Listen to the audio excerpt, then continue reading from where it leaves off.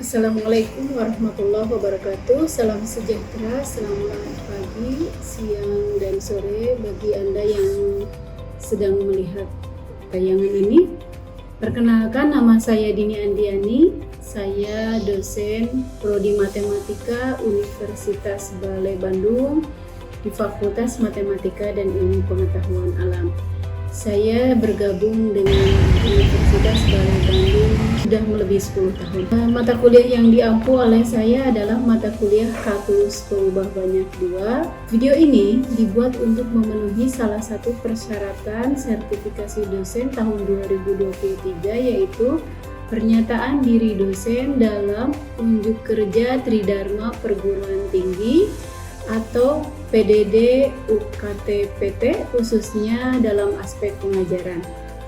Saya akan memulainya dengan deskripsi mata kuliah Kalkulus Pengubah Banyak 2. Mata kuliah ini menekankan pembahasan tentang kalkulus pengubah banyak. Mata kuliah ini mencakup fungsi pengubah banyak, fungsi bernilai vektor, titik ekstrim bersyarat, formula dan deret Taylor, integral lipat 2, integral lipat 3, integral garis, teorema Green, teorema divergensi, dan teorema Stokes.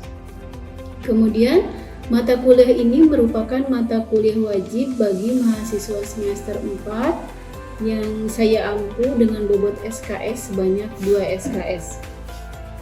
2 SKS ini selama 1 semester. Selanjutnya, bahasa pengantar yang digunakan adalah bahasa Indonesia. Mata kuliah KPB 2 ini membekali mahasiswa dengan pengetahuan, konsep, dan keterampilan yang harapannya akan membekali mereka untuk berdaya guna di masyarakat, khususnya di lingkungan Universitas Balai Bandung, dan umumnya berguna bagi bangsa Indonesia. Mata kuliah ini membahas tentang bagaimana secara umum tentang fungsi pengubah banyak. Sementara capaian pembelajaran lulusan prodinya adalah: pertama, menunjukkan sikap bertanggung jawab atas pekerjaan di bidang keahliannya secara mandiri.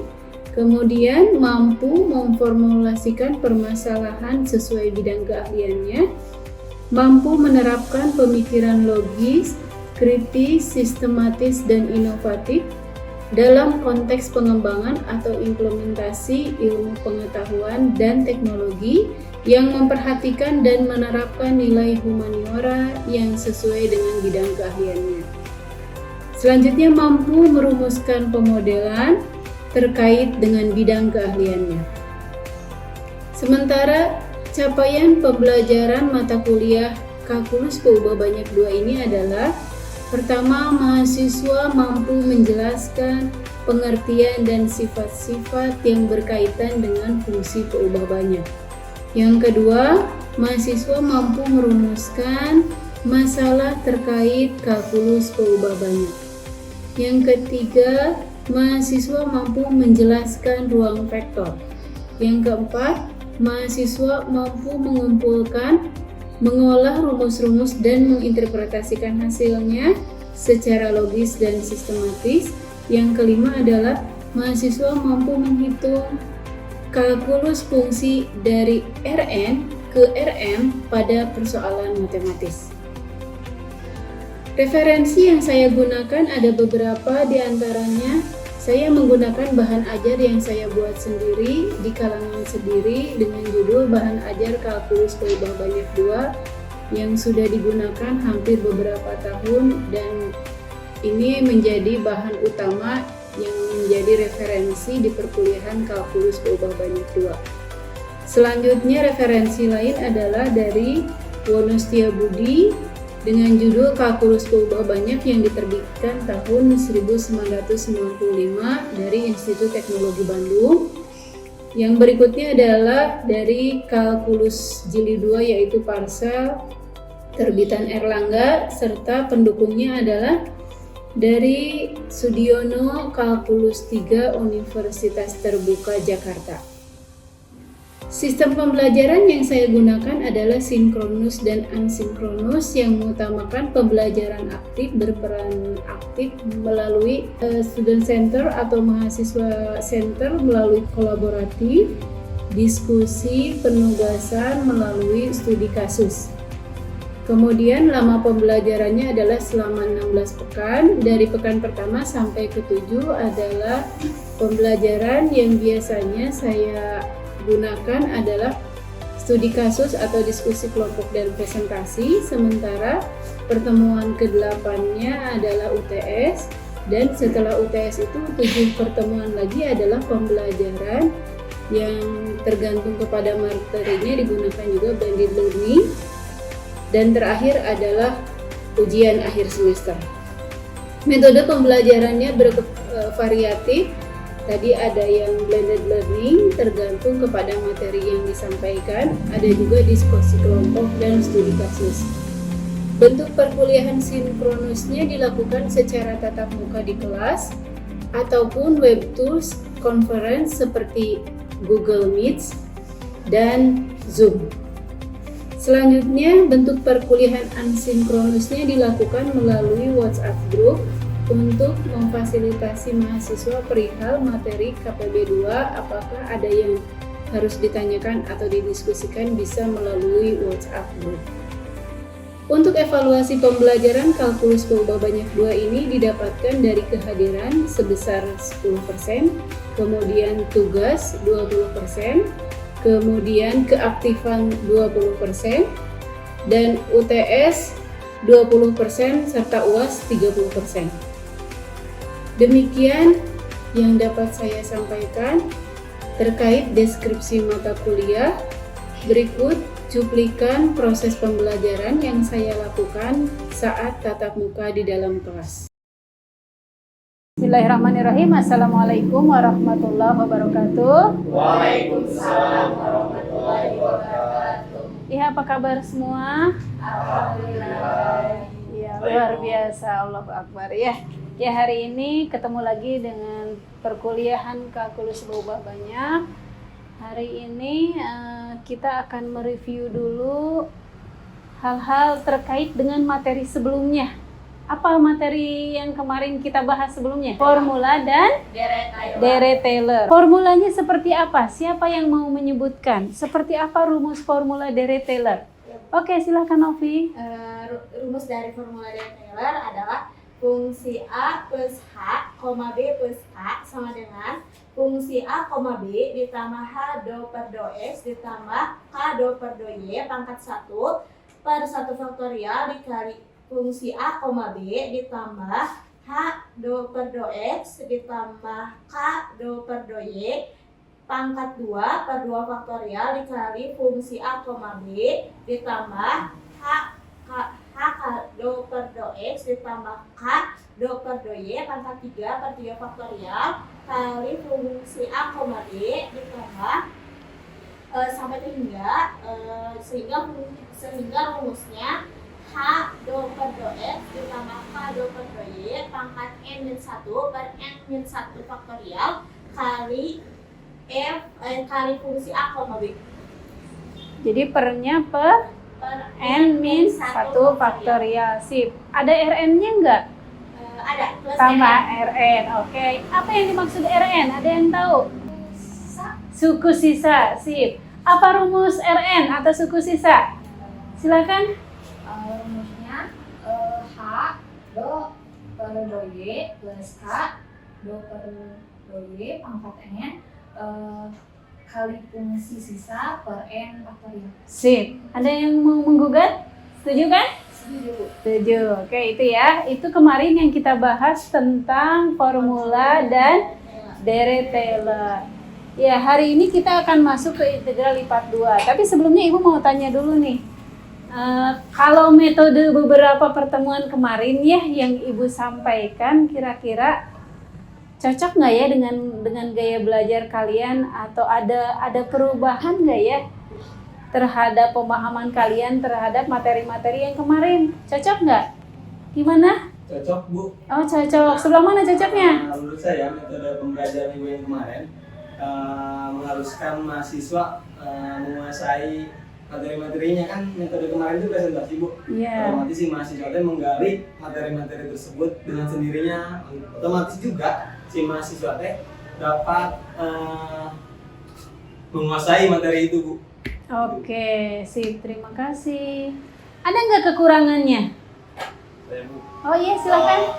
Berdasarkan pendapat saya dari metode yang kita lakukan kemarin itu presentasi, kekurangannya itu adalah setiap mahasiswa mungkin memang mempelajari subbab yang dia berikan oleh dosen, namun di sisi lain mahasiswa tersebut tidak memperdalam materi-materi yang lainnya. Jadi dia hanya menguasai materi tersebut yang dipresentasikan dipresentasikan aja. aja. Oke, ya. Ya, oke, gimana? Iya, sip. Kan tuh cuma menggali sendiri gitu, jadi nggak ada tambahan lagi, jadi kita belum tahu kurang atau udah cukupnya gitu materi tersebut. Oh, oke. Ya. Boleh Ibu menjawab ya? Dari yang masukan-masukan barusan, oke, terima kasih. Mudah-mudahan ini akan mengubah pembelajaran Ibu menjadi lebih baik. Yang sudah baiknya akan Ibu kuatkan. Nah, sebetulnya dengan pola yang tadi, Ibu memposisikan kalian itu sebagai pembelajar dewasa, orang dewasa. Harapannya ketika kalian mempresentasikan apa yang ditugaskan pada tiap masing-masing mahasiswa yang berbeda, Anda tidak hanya terbatas belajar pada materi yang Anda kuasai untuk presentasi saja. Anda secara otomatis sebagai orang yang dewasa harus mencari juga presentasi teman Anda itu seperti apa. Bahkan banyak yang lain yang harus presentasi, yang ketika mereka presentasi Anda harus memperhatikan juga kan. Nah, dari situlah harapannya semua mahasiswa akan menguasai materi yang dia tidak presentasikan dengan cara memperhatikan temannya yang presentasi. Nah, mudah-mudahan nanti berikutnya kita akan belajar itu ya, ketika yang lain presentasi Anda memperhatikan dan memahami apa yang disampaikan oleh mahasiswa lain. Sehingga semua sumber presentasi, sumber materi di perkuliahan ini terkuasai. Semangat ya? Sih. Oke, kita lanjut ke materi integral lipat 2. Terima kasih atas masukannya. Ya, di integral lipat 2 ini saya yakin Anda pernah belajar tentang integral lipat 2 di kalkulus 2 ya? Hanya bedanya kalau di kalkulus 2 itu fungsi peubahnya ada berapa? 1. Nah, di sini karena kita berbicara tentang kalkulus peubah banyak, jadi otomatis si peubahnya atau variabelnya itu lebih minimal 2 atau lebih dari 2. Seperti apa? Nah, ini capaiannya. Harapannya ketika Anda belajar materi yang ini, sudah belajar tentang transformasi koordinat dari sistem koordinat kartesius ke koordinat polar. Bagi yang belum ingat atau lupa lagi, boleh buka-buka lagi di kalkulus 2-nya ya. Kemudian bagaimana mengubah dari kartesius ke silinder atau ke sistem koordinat bola. Capaian pembelajaran khususnya setelah Anda mempelajari ini adalah 1. Mampu menjelaskan pengertian integral lipat 2, kemudian terampil menentukan dan menghitung nilai integral lipat 2. Oke, kita masuk ke materi. Masih ingat dengan integral Riemann? Riemann seperti ini. Pernah belajar di kalkulus 2 atau kalkulus 1? Ya, mungkin pernah ya. Walaupun ada yang ingat, ada yang enggak ya. Oke. Seperti apa integral Riemann itu? Ini bagaikan begini nih. Kalau kita punya suatu daerah kemudian kita potong kecil-kecil, maka ini bentuk, kalau misalkan saya punya daerah persegi panjang. Daerah persegi panjang ini punya batasan, yaitu dari A sampai B dengan C sampai D. Yang ini ya. Kalau istilah di dimensi 2-nya panjang dan lebar gitu. Nah, kemudian ini Ibu bagi menjadi partisi. Partisi itu bagian-bagian kecil. Semakin dipartisi lebih kecil lagi oleh Ibu, oleh Anda, jaraknya dengan jarak yang sama setiap bagiannya, maka dia akan menghasilkan suatu daerah yang disebut RK. RK itu dengan K-nya 1, RK2, RK3 makin kecil. Makin dipartisi lebih kecil lagi, N-nya sampai banyak, maka dengan K1, 2 sampai N ini semakin banyak, semakin halus, ini akan senilai dengan integral lipat 2. Seperti ini nih. Jadi integral lipat 2 itu dihasilkan dari limit dari P ini nih, harga mutlak P yaitu panjang diagonal terpanjang dari setiap persegi panjang bagian dalam partisi. Nah, limit si P-nya ini kalau mendekati 0, artinya panjang diagonal terpanjang dari setiap perseginya itu makin mendekati 0, bukan 0. Kalau 0 mah kan seperti begini, misalkan saya punya persegi panjang, kemudian saya partisi. Semakin mendekati 0, kalau partisinya segini, dia akan memperoleh luas kira-kira saya hitung ini 3 kali 1, 2, 3, 1.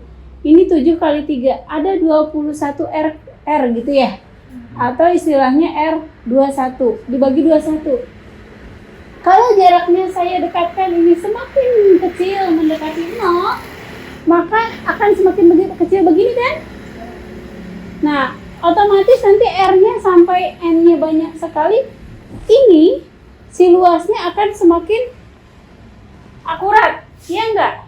Dibandingkan kalau kita ngambil R-nya hanya sedikit, semakin halus maka akan semakin akurat. Jadi integral lipat 2 itu artinya kalau ada limit harga mutlak P-nya mendekati 0, yang tadi ini semakin mendekati 0, kemudian ada sigma, dia akan berlipat-lipat dari K-nya sama dengan 1 sampai N, berlipat itu kan K itu banyaknya ya. Sehingga itu F X bar K, Y, K itu sebuah titik. Sebuah titik atau sebuah fungsi yang dari titik itu dikalikan dengan delta XK. Delta XK tuh kalau ini panjang, ini lebar. Nah, delta XK itu, XK ibaratnya lebar, panjang kali lebar maka disebutnya luas kan?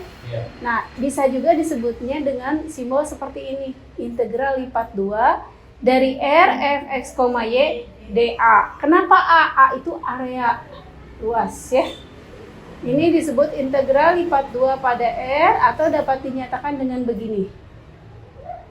Selanjutnya, jika Fx, Y-nya lebih besar dari 0, fungsinya lebih besar dari 0, maka integral lipatnya menyatakan volume benda pejal di bawah permukaan Z sama dengan Fx, Y dan di atas persegi panjang R. Nanti ini bisa dilihat lagi di kalkulus 2. Sifat-sifat integral 2 yang pertama bersifat linear. Seperti apa linear? Kalau kita lihat integral lipat 2R K Fx, Y dA sama dengan, ini karena dia linear, K itu suatu perkalian ya, apakah 1 atau 2 atau 3 K dari integral lipat 2R Fx, Y dA. Kemudian bersifat aditif pada persegi panjang yang saling melengkapi pada suatu ruas garis. Bersifat aditif itu berarti penjumlahan, berlaku penjumlahan ketika integral lipat 2 dari R Fx, Y dA itu senilai dengan integral dari batasannya R1 sampai R2. Jadi kalau saya punya ini namanya integral double integral R, kalau saya partisi dari sini menjadi ke sini sampai R1, dari ke sini namanya R2, maka integral dari R-nya itu sama dengan integral dari R1 ditambah integral dari R2 gitu ya.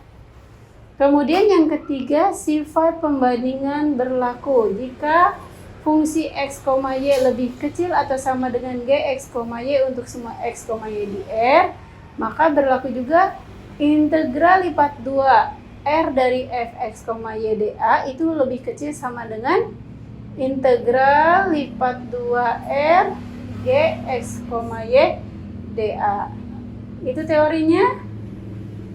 Kita masuk ke perhitungan integral lipat 2. Jika fx, y-nya sama dengan 1 pada R, maka integral lipat 2 merupakan luas R. Sehingga kita ganti kalau KDA-nya, ini asalnya kan ada K, fx, y. Coba lihat, yang sifat 1 ini ya.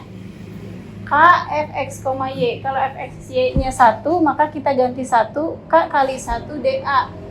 Sehingga menjadi K dikeluarkan karena dia bukan variabel dA. Dikeluarkan jadi double integral R yang ini 1 dA. Sehingga kita peroleh K AR. AR kenapa? Karena dari dA ini kita punya hasil integralnya adalah A pada batasan R. Ini contohnya. Kalau saya punya fx, y sama dengan 1 untuk x-nya antara 0 sampai 3 dan y-nya 0 sampai 1. Kemudian fx, y-nya sama dengan 2 untuk x-nya antara 0 sampai 3 dan y 1 sampai 2. Kemudian fx, y-nya sama dengan 3 jika x-nya antara 0 sampai 3 dan y-nya 2 sampai 3. Seperti apa menentukan integral lipat 2 dari R? Fx, y dA-nya.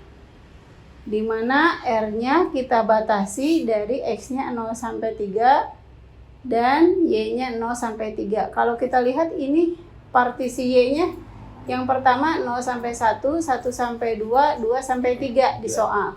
Sementara yang ditanyakan y-nya adalah 0 sampai 3. Oke, kita partisi dulu, kita punya ini dianggap sebagai R1.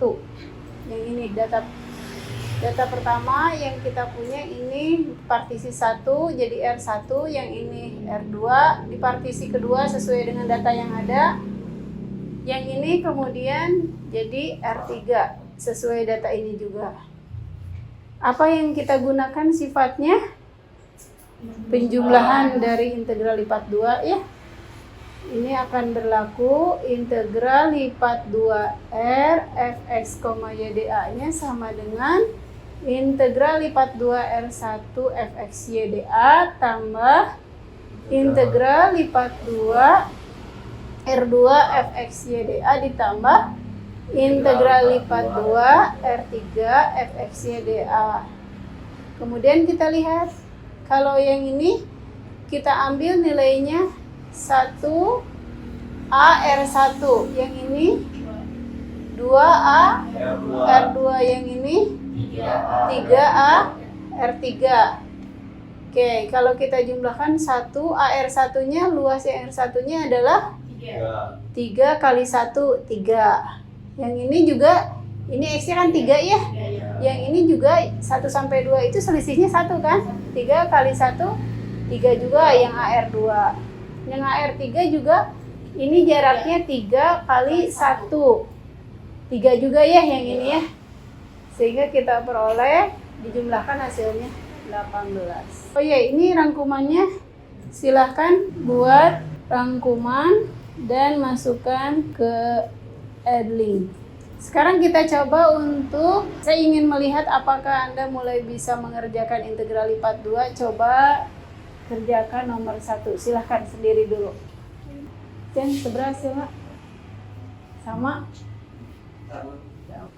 Yuk. Sama kan? Karena ini berarti 1/2 x kuadrat y kuadrat 1 sampai 2 dx. Oke. Kalau ini dimasukkan 2, nah gitu. Dah. Sip. Yang lain setengah? Oke. Sekarang akan kita lihat bahwa ini menunjukkan kalkulus peubah banyak itu. Ini ada berapa variabel? Ada berapa peubah? 2. Siapa dia? X dan Y. Nah, itu ya. X dan Y. Ini yang disebut 2 peubah. Kemudian ketika kita mengerjakan atau menghitung suatu integral lipat 2, maka yang kita kerjakan pertama adalah dengan yang ada di bagian dalam. Yang disebut dalam itu yang mana? Yang DY. Iya, yang di sini adalah yang DY. Kalau Ibu beri kotak kira-kira begini. Ini harus dikerjakan terlebih dahulu, baru ini selesai mengerjakan yang paling luar. Kalaupun integral lipat 3 setelah ini sama, dari dalam ke 2 baru lapisan terluar, gitu ya. Ketika kita integralkan terhadap Y, maka yang lain selain Y dianggap sebagai konstanta. Sip. Kalau yang ini saya anggap di sini sebetulnya ada angka 1, sehingga ketika diintegralkan menjadi 1 per. Ini pangkatnya berapa? 1. Iya. Ketika dipindahkan ke bawah pangkatnya ditambah 1, jadi 2 ya. 2. Yang ini tadi dianggap konstanta. Kita tulis ulang, X kuadrat. Yang Y-nya yang ada pangkat 1, ketika diintegralkan dia ditambah 1. Jadi hasilnya 2. Baru kita substitusikan terhadap 1 dan 2. Atas dikurangi bawah. Mudah-mudahan mengingat kembali kalkulus 2. Kita substitusikan terhadap, karena di dalam ini adalah Y, substitusikan terhadap Y-nya dengan angka 2 dan 1. Kalau kita substitusikan dengan angka 2, maka kita peroleh ini 2 kuadrat berapa? 4 kali setengah. Muncul 2. 2x kuadrat. Kalau kita substitusikan 1 kali setengah x kuadrat, gitu ya. Maka kita peroleh ini adalah lapisan kedua. Kita operasikan lapisan kedua sama seperti tadi. Kalau 2x kuadrat dikurangi setengah x kuadrat, kita peroleh 3/2x kuadrat ya. Ini kita punya integral 3/2x kuadrat. Ini awalnya dari integral 3/2x kuadrat dx. Ini kalau diintegralkan jadinya 3/2/3 per 3, jadi 3/6 setengah ya. Oh ini kalau Novi caranya satu-satu ya. Oh iya nggak apa-apa, boleh. Kalau Ibu ini mengurangkan karena dia variabelnya dengan pangkat tertingginya sama begini. Kalau Novi langsung satu-satu boleh. 2/3 X pangkat 3 dikurangi 1/6 X pangkat 3. Oke, hasilnya begini. Sama ya? Sip. Oke, sip. Nah, untuk nomor yang lain yang belum diselesaikan yaitu nomor 3 dan nomor 4. Silakan satukan dengan Ediling yang tadi ya. Kerjakan nomor 3 dan 4. Hasilnya kumpulkan di Ediling. Maksimal hari besok tuh hari apa? Selasa ya? Hari Selasa pukul 20.00. Oke, ada yang mau ditanyakan sampai sini sebelum kita akhiri? Ya, kalau tidak ada, mudah-mudahan apa yang disampaikan hari ini bermanfaat untuk Anda semua. Mohon maaf kalau ada yang tidak sesuai, mudah-mudahan menginspirasi untuk pembelajaran berikutnya ya. Kita tutup hari ini dengan istighfar dan hamdalah. Astagfirullahaladzim, alhamdulillahirrahmanirrahim. Terima kasih atas perhatiannya. Wassalamualaikum warahmatullahi wabarakatuh. Waalaikumsalam warahmatullahi wabarakatuh. Demikian deskripsi singkat mata kuliah kalkulus berubah banyak 2 dan cuplikan mata kuliah kalkulus berubah banyak 2 yang saya ampu. Semoga dapat memberikan manfaat untuk para pendengar, para praktisi yang lain, serta para panitia, tim panitia sertifikasi Smart Dosen khususnya. Saya sampaikan terima kasih kepada seluruh tim penilai dan tim panitia sertifikasi Smart Dosen tahun 2023, khususnya dari Direktorat Sumber Daya Dirjen Dikti dan Ristek Kemendikbudristek Indonesia. Terima kasih juga saya sampaikan kepada Prodi Matematika Universitas Balai Bandung, teman sejawat dan teman-teman mahasiswa, khususnya pada perkuliahan kalkulus berubah banyak 2. Semoga apa yang saya sampaikan ini bermanfaat. Mohon maaf jika terdapat kekurangan. Billahi taufiq wal hidayah. Wassalamualaikum warahmatullahi wabarakatuh. lancar bisa.